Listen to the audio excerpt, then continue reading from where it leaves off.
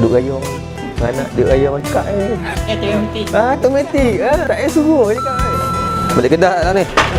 Tak balik Kedah.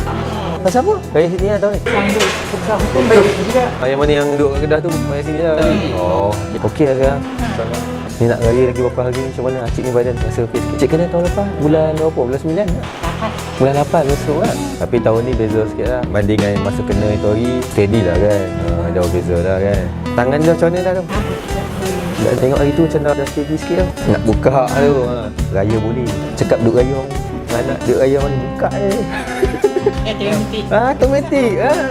Tak payah suruh. Cakap kan nak duk rayong ni buka Kita sekarang dah makin steady alhamdulillah lah kan. Nak makin kuat ni insyaAllah kan. Semangat tak semangat kan raya kan. Tak usah tengok tak kekurangan dia kan. Semoga cik tahun ni raya steady lah insyaAllah kan. Kan kuat lah. Okay, settlekan tahun ni punya raya dulu. Okay cik Kalau anda kenal seseorang yang melalui fasa ini, sila like, share dan komen di bawah. Mungkin ini boleh menjadi titik mula perjalanan pemulihan mereka.